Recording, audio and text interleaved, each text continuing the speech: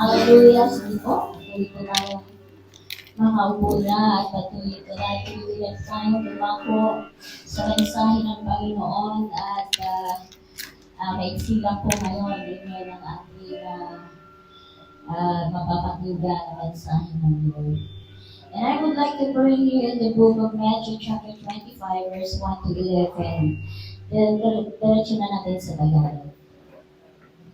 Matthew chapter 21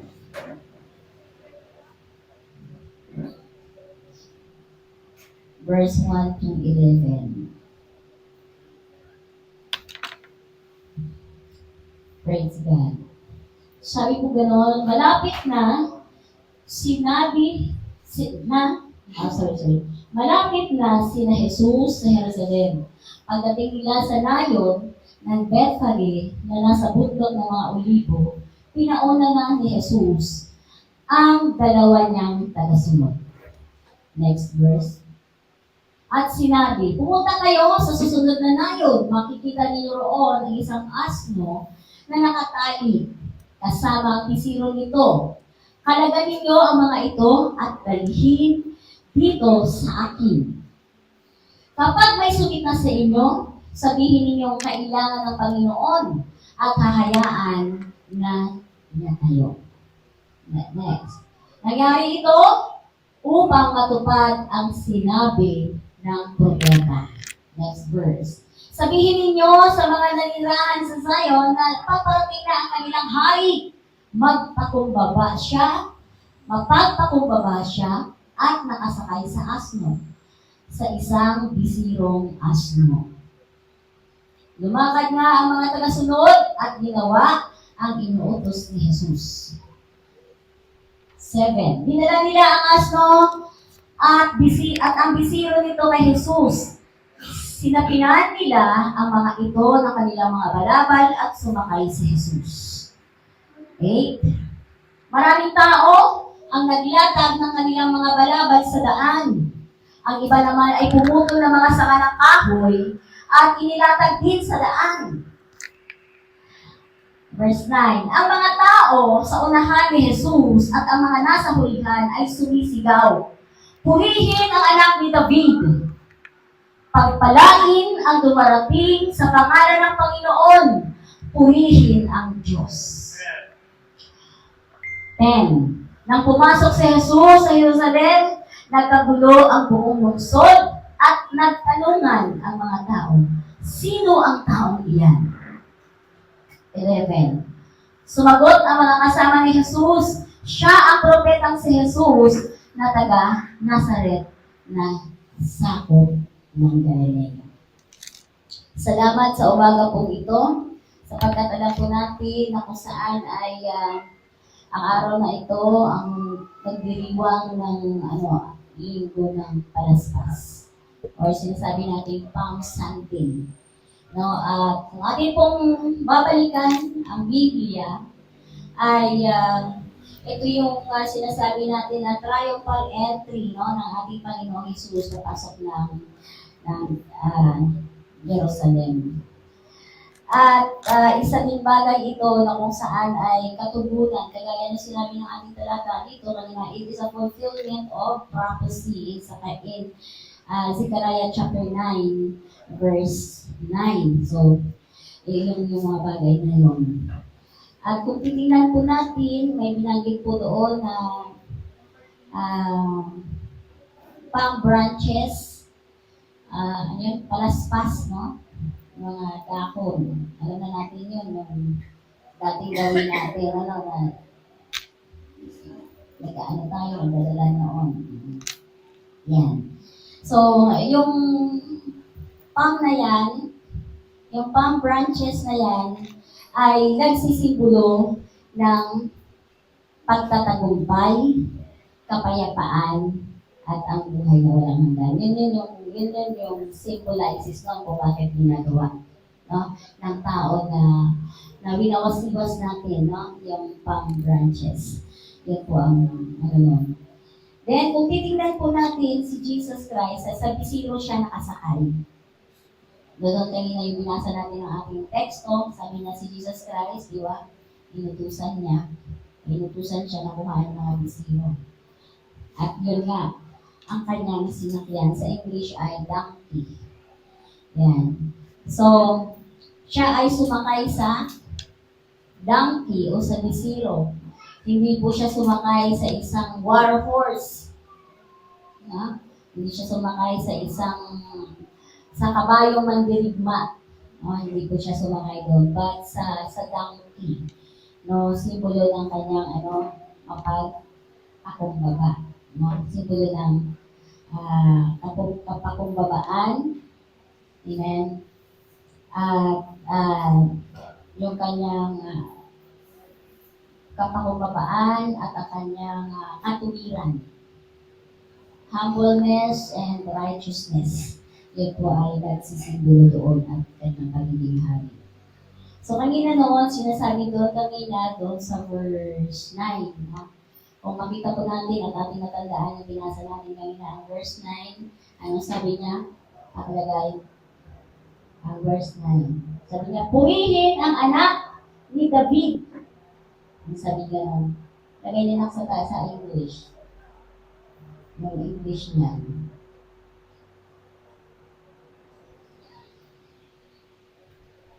Sabi niya, and the crowds that went before him and that followed him were shouting, Hosanna to the Son of David! Blessed is he who comes in the name of the Lord. Hosanna in the highest. So pag tinignan po natin yan, ang salitang Hosanna, dahil yan po ay Hebrew word, ang salita po Hosanna, ibig sabihin po niyan ay save us now. Ayan po ang salitang Hosanna. Kaya diba, musiga tayo, nag-worship tayo. Pangalawa, bukod sa kanyang kahulugan, iligtas mo kami, yun ang ibig sabihin ng Hosanna, iligtas mo kami, or save us now, ay isa pa dyan ay nangangahulugan, it is a cry of worship. Yan. So, doon pa lang, habang pumapasok siya, sumisigaw ang mga tao, Hosanna! It is a cry of worship. So, nag-worship na talaga sila sa Panginoon. At ang ibig sabihin ng Hosanna, talagang kinilala nila si Jesus Christ na siya ay isang hari, isang Diyos at tagapagligtas. Kaya sabi niya, Hosanna, which means save us now. Yun po ang interpretation niya. So, ngayon pong umaga, mayroon po tayong mga 5 pamamaraan para 5 pamamaraan na kung saan ay siyang nagiging ang mensahe ng Palm Sunday. Di ba? Bakit ba pinagdiriwang natin yan? Bakit ba ginagawa natin yan? Bago Holy Week? Yan. Bakit po ginagawa natin?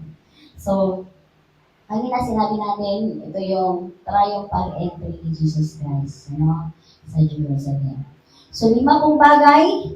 Number 1, sinasabi po dito, pinapakita po mensahe nito ng Palm Sunday, it is his final victory. No? So, yung palm branches represented as a goodness and victory of God.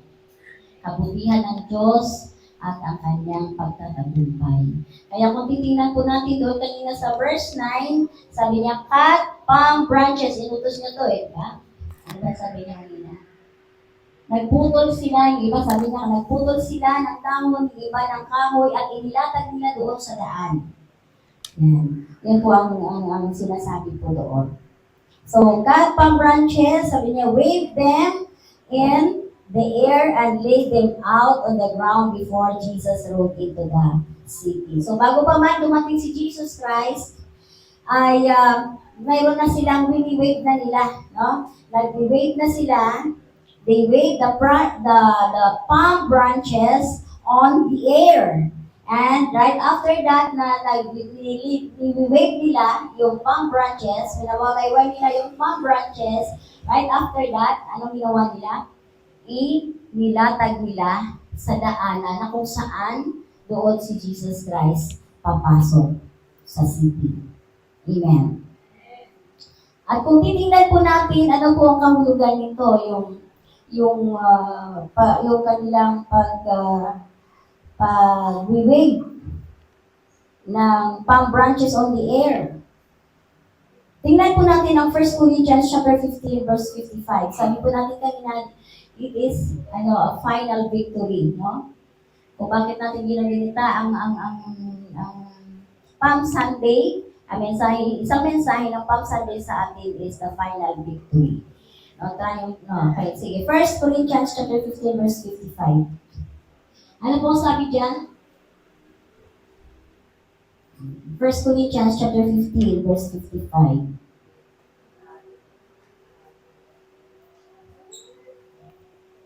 So sabi niya ganon, nasaan o kamatayan ang iyong tagumpay? Nasaan na ang iyong kapangyarihan? O death, where is your victory? O death, where is your sting? Yan. So, ito po bagay na kung saan ay ipinakita sa atin ng Panginoon na wala pa man din ay tagumpay na. Amen? Tagumpay na po ang mga tao na kung saan ay siyang kinilala siya. No? It is a declaration of victory over death. Yan po ang sabihin niya. Declaration of victory over death. Yan po ang isang mensahe ng Palm Sunday. Kung bakit natin yan patuloy na binubulita. Kasi yun po yung mga mensahe niya. Kung bakit meron tayong Palm Sunday, it is a declaration of victory over death. Pangalawa, na pamaraan na ating pag-uulita ng Palm Sunday at mensahe nito sa atin. Ano ang mensahe nito sa atin? That Jesus is the Prince of Peace. Jesus is the Prince of Peace. Zechariah chapter 9, verse 9.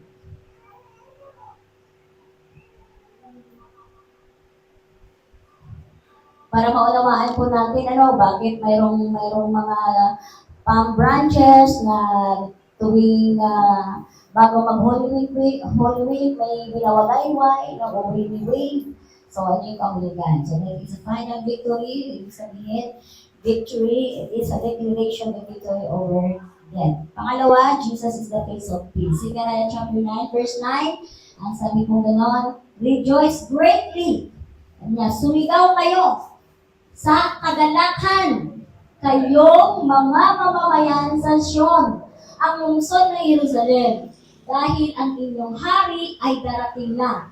Matuwid siya at mapagtagumpay, mapagpakumbaba siya at darating na nakasakay sa bisirong asno. So, mensahe nito sa atin, inaalam po sa atin na ito po ay gaganapan ng prophecy ni Zechariah chapter 9, in Zechariah chapter 9, verse 9, na kung saan siya ang prinsipe ng kapayapaan. Amen. Sabi niya, siya po ay prinsipe ng Prince of Peace. Yan. At sinasabi po dito, siya ay isang hari na, sabi po gano'n, matuwid at mapagtagumpay. Kaya po sa ating buhay, mayroon na tayong mga bagay na pinagdadaanan, and bakit tayo nagtatagumpay? Dahil po mayroon tayong Jesus Christ. And He is our Prince of Peace. Mayroon tayong pagtatagumpay, siya ay isang mapagpakumbaba, at ito po yung dala-dala niya ang kapayapaan sa ating buhay. Amen. Kaya po sa ating mga Kristiyano, makikita po natin sa kabila ng ating mga pagsubok, nandoon pa rin sa atin. Amen. At tayo po ay hindi natitinag. Amen. Hindi tayo natitinag sapagkat alam po natin na mayroon po tayong hari, mayroon tayong prinsipe ng kapayapaan na sa atin na kung saan alam po natin na tayo po ay nagtatagumpay kasi kasama natin lagi ang Diyos. Amen. Sa ating po mga buhay.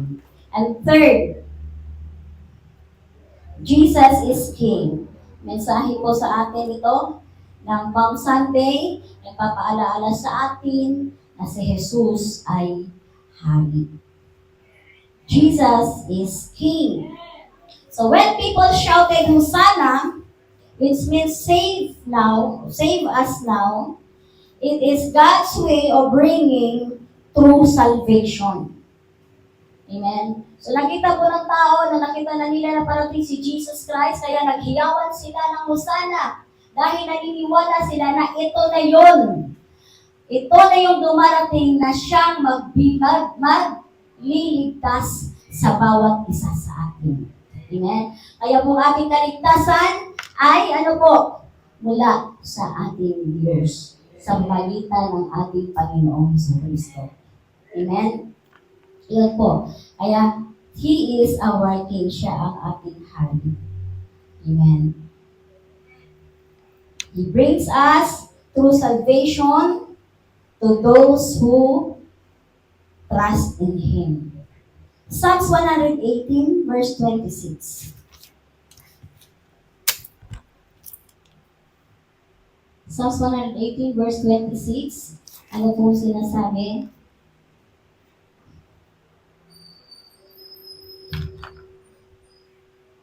Pinagpapala ang dumarating sa ngalan ng Panginoon. Pagpalain sana kayo ng Panginoon mula sa kanyang templo. Blessed is he who comes in the name of the Lord. We bless you from the house of the Lord. So, ibig sabihin po, ano po, pinagpala. Taas na po ang kamay ng lahat ng pinagpala ng Diyos. Amen. Tayo po ay pinagpala tayo ng Panginoon sapagkat tayo po, ano po, ay nanampalataya sa Diyos, nagtiwala tayo sa Panginoon.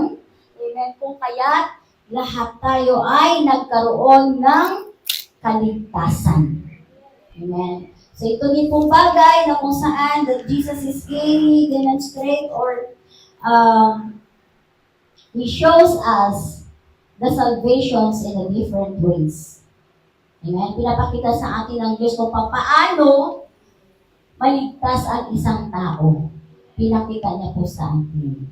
Amen? Kaya sabi po ganon, ng Psalms 118, ano po, ang sino mang tumawag sa Panginoon ay tunay na maliligtas. Amen? Then Romans chapter 10, verse 9, ano po sabi niya doon?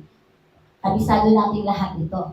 That if you confess with your mouth that Jesus is Lord and believe in your heart that God raised Him from the dead, then you will be saved. Amen. Maliligtas ka. Kung, sabi mo gano'n, ano po ang sabi niya? Kung i-confess mo na kung ipapahayag mo na si Jesus ay Panginoon at sasampalataya ka na ang buong puso na muli siyang binuhay ng Diyos, maliligtas ka. Amen. Hallelujah. So, Palm Sunday reminds us that Jesus is our King. He is our Savior. Amen? Siya ang ating tagapagligtas. Pang-apat po, Jesus wept for His people in the city, for the city. Mahal ni Jesus, no? Ang lahat ng tao. Luke chapter 19, verse 41 to 42. Ano po ang sabi niya? Luke chapter 19, verse 41 to 42. Nang malapit na si Jesus sa Jerusalem at nakita niya ang lungsod, umiyak siya para sa mga taga-roon. Next, verse 42. Sinabi niya, sana nalaman ninyo na sa araw na ito kung ano ang makapagbibigay sa inyo ng kapayapaan, ngunit natakpan ang inyong pangunawa. Ito po yung iniiyak ni Lord sa atin. Ano po? Na dapat, ito po yung lahat niyang pinapanalangin at ito yung kanyang iniiyak. Na dapat sabi niya nun. Ano po sabi niya doon? Sabi niya, na sana. Ano po sabi niya? Na sana nalaman niyo sa araw na ito kung ano ang makapagbibigay sa inyo ng kapayapaan. Yung kapayapaan. Ibig sabihin, ito mo yung bagay na kung saan ay yung ating dapat na, ano po, kaligtasan. Amen. Kaya ito po yung kanyang iniiyak. His love and His compassions. Nahahabag po siya sa mga tao. Amen. At ang gusto po niya, po, na ang tao ay magkaroon ng reconciliation. At titingnan po natin dahil alam po natin ay ang tao ay nahiwalay sa Diyos. Amen? Nahiwalay sa Diyos ang tao dahil sa kasalanan. Kaya pagka nagkaroon sila ng magulong buhay, ito po kaya iniiyak ng ating Panginoon na ang tao ay magkaroon ng kapayapaan at magkaroon ng reconciliation sa Diyos. Manumbalik ang tao sa Panginoon. Magkaroon ng kaligtasan ang tao mula sa Diyos. Amen. Amen. So, peace and reconciliation na kung saan comes through faith in Jesus. Amen. So, ito yung bagay, isang mensahe ng Palm Sunday na that Jesus truly wept. Because of His love towards the world. His compassions towards the world. Toward the creations. So He wept. Then, the last one, we are free from death. We are free from death. This is the message of Palm Sunday. We are free from death. John 11:25. Jesus said to her, I am the resurrection and the life. He who believes in me will live ever, even if he dies. Sige, tingnan natin sa Tagalog. Sinabi ni Jesus sa kanya, ako ang bumubuhay sa mga namatay. At ako rin ang nagbibigay ng buhay. Ang sumasampalataya sa akin, kahit mamamatay, ay muling mabubuhay. Amen. Kaya nga po tayo, ng mga anak ni Lord, alam po natin, na sabi nga, kahit mamatay man tayo, mayroong resurrection. Amen? Kaya po, ito po yung sinasabi ng verse. At 1 John chapter 5, verse 11. Ano ba ako yan? 11 to 12.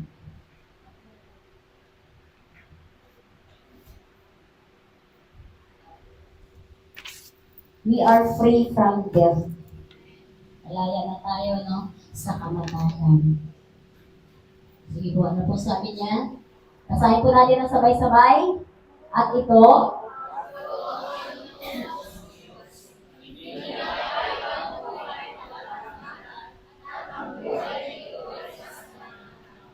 yan. So, ibinigay na sa atin ng Diyos ang buhay na walang hanggan. Amen. So, ito po yung assurance sa atin ng Panginoon. Hello, church?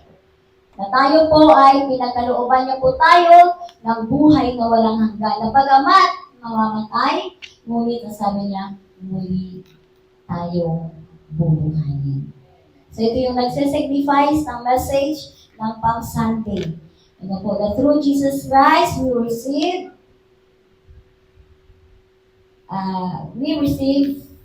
everlasting life. Amen. So, 2 Corinthians chapter, sa pamagitan ni Jesus Christ, doon po, kaya ito po ay wala pa, yung pan-entry, yung pagpasok ni Jesus Christ sa Jerusalem, hindi pa po siya dyan na beginning pa lang yun ng kanyang mga suffering. Amen? Beginning pa lang po yan ng kanyang suffering bago po siya mapako sa krus. Amen? Kaya, sa akin po bilang isang nasa Panginoon, hindi na tayo matatakot. Hindi na tayo nababagabag pa. Amen? Bakit po? Kasi alam po natin na tayo po ay mayroon na tayong buhay na walang hanggan. Mayroon tayong kaligtasan. Amen? Natanggap mula sa ating Panginoon. At alam po natin yan, dahil sabi na po, ang sino man na nakipag-isa sa ating Panginoong Hesus ay mayroon lang po siyang bagong nilalang. He always lives in victory. Amen? Bagamat tayo ay nagkakasala, nafe-fail natin, but sabi nga po, hindi tayo nananatili doon. Are you with me? Hindi po tayo nananatili doon. Kaya nga po tayo, sabi nga po, ang ating pong goal is, Christ-likeness. Amen? Na tayo po ay pagkatapos natin tumanggap ng kaligtasan, dahil nga yung resurrection power na ibinigay sa atin ng Lord, the power of resurrection sa ating pong buhay, makita po natin na tayong mga tumanggap ng kaligtasan sa Panginoon ay magpatuloy tayo. Sabi nga po, mamuhay tayo, lumakad tayo, na kagaya ni Kristo. Ano po ba si Jesus Christ? Siya po ay isang mapagpakumbaba. Amen? Siya po ay isang mapagpakumbaba. Amen? At ito din dapat po ay makita sa atin. At magiging po yung kanyang kabanalan. Amen? Ay ito din po dapat nating malakaran. Lalo-lalo na po sa huli na panahon na po ito. Church, marami ngayon, na ang iglesia o yung church ay number 1 na nililiglig ng Panginoon. Naliliglig ngayon sa magitan ng kanilang pananampalataya. Amen. Kaya tayo na nakaunawa na ang ating kaligtasan ay tiyak. Yung kaligtasan na tinanggap natin sa Panginoon ay tiyak. Are you with me, church?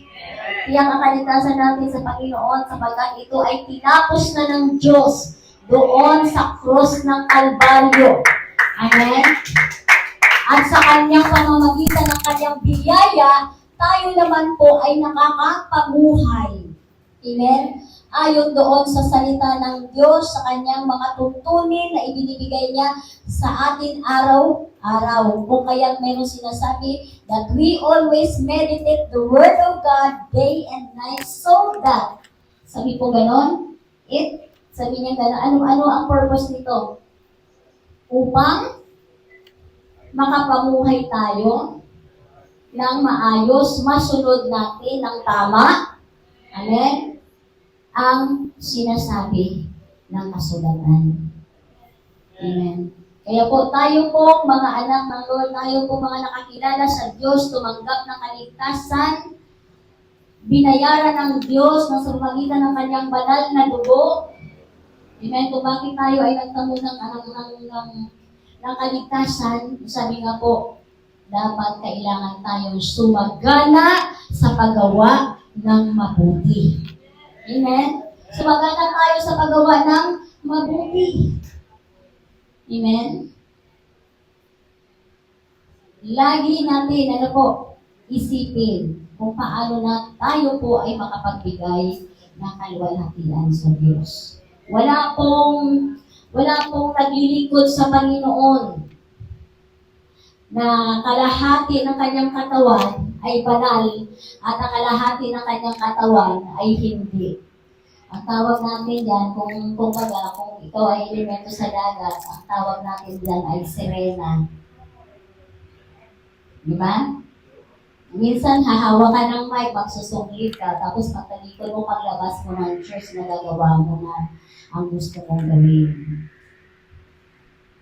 Diba? Kaya dapat ito mo ngayon lumakad tayo ng mayroong kabanalan, katuwiran ng Panginoon, katapatan. Malakakit ka man sa iyo at wala, pero kung naunawaan mo yung biyaya ng Diyos na iyong tinanggap, hindi mo aapusuhin. Hindi mo pwede na, alam naman ni Lord June, naintindihan ako ni Lord, kaya kahit magtampisaw ako dito sa mga immoralidad, diba? Kahit mag-girlfriend ako ng 10, mag-boyfriend ako ng 10, di po ba? Okay lang yun kasi ligtas na ako. Hindi po yun. O hindi po yun biyaya ng Diyos.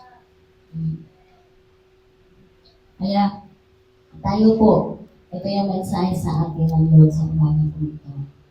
Tayo po ay pinagtagumpay na ng Diyos. 2,000 years ago. Amen. Ang kaligtasan mo at kaligtasan ng salvation ay tiyak. Amen. Ay binigay sa atin ng Panginoon. Tinapos na, ginawa na ng Lord ang lahat ng yan. Nagpapako na siya sa krus ng Kalbaryo. Di ba ba? Kaya kung tayo pa ay magpatuloy sa kasalanan, ano pa ba ang hain na naihahandog para doon sa sulit natin kasalanan ng Panginoon. Amen. Kaya church, sa umaga po ito, let us continue to meditate how gracious our God is. Kung gaano siya ka mahabagin. Amen. Sa bawat isa sa atin na kahit hindi karapat-dapat, tayo po ay iniligtas ng Panginoon. Amen. At ito po yung pang Sunday. Ito yung mga mensahe sa atin that Jesus Christ came in this world so that we live in peace. Amen. Mabuhay tayo. Sabi niya, in this world, sabi niya, you will have many tribulations. Sabi niya ganon. But, sabi niya, in me, sabi niya ganon, you will have peace. Sabi niya sa akin, mayroon kayong kapayapaan. At ang kapayapaan ito ay bunga ng ating kaligtasan. Amen? Na ating tinanggap sa ating Panginoon. Kaya patuloy po tayo sa biyaya ng Diyos sa habag ng Panginoon. Lumakad tayo. Amen? Ang may buong katapatan, katuwiran, kabanalan sa ating Panginoon. Amen. Tayo po lahat ay tumayo.